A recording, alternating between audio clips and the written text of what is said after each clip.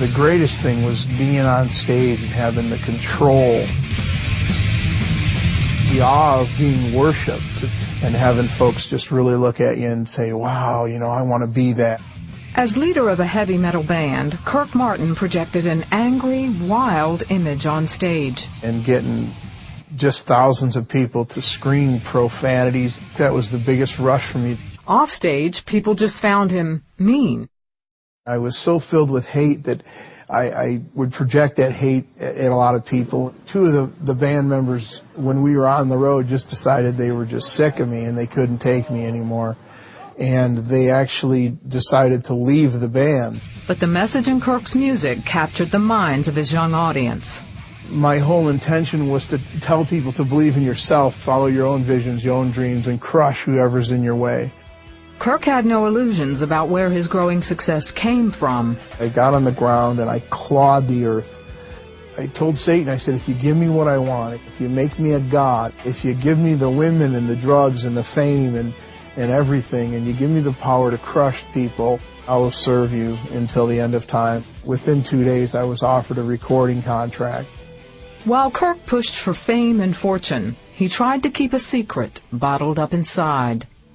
A couple of older boys in the neighborhood started molesting me and sodomizing me when I was probably about 8.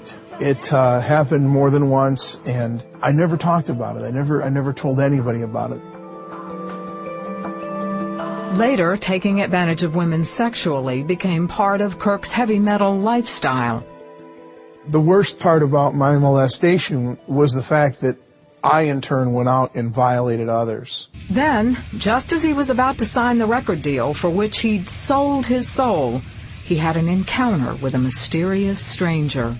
One morning at about 9 o'clock, I went into a small cafe, and this guy came and sat down right across from me. Out of all the places he could have sat, there were plenty of seats open. And immediately I looked at him with this horrible, mean-looking look on my face, and I said, "What's happening, Dad?"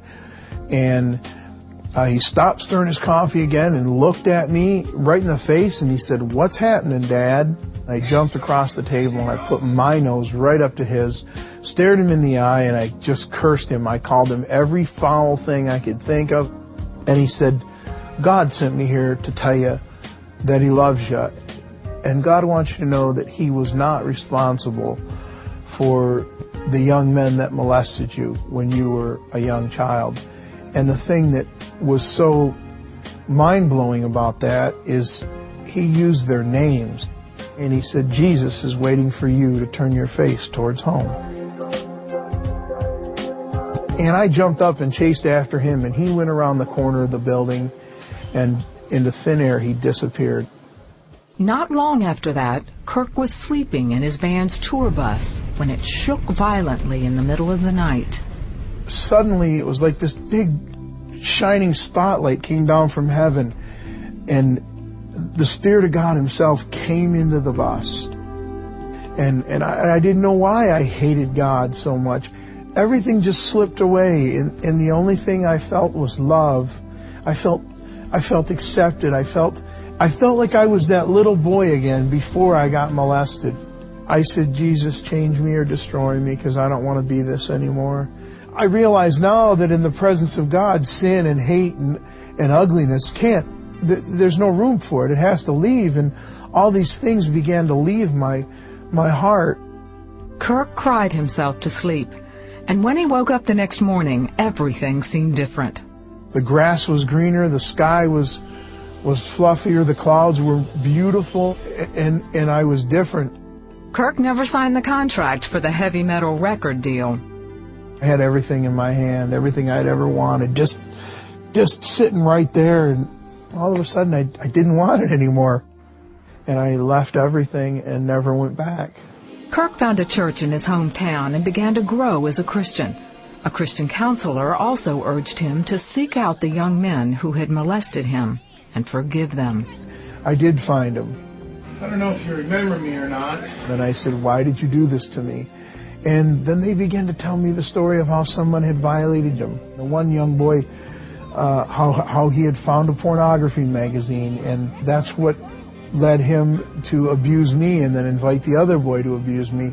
They had given their hearts to Christ. We sat down and we cried and we hugged and we talked about it and we prayed. That's how I got past all that. Over time, he found his musical talent moving in a new direction, writing and performing worship songs. He and his family travel around the country sharing the miracle that changed Kirk's life. My wife is just a treasure. My family is the greatest testimony of God's mercy and God's grace, because I thought I would never have such a wonderful blessing. Once I started to realize that God wasn't out to get me, I started to see the blessings. I was addicted to drugs and sex and violence and hatred and used music as a tool to destroy people. And then God turned all that around for His glory.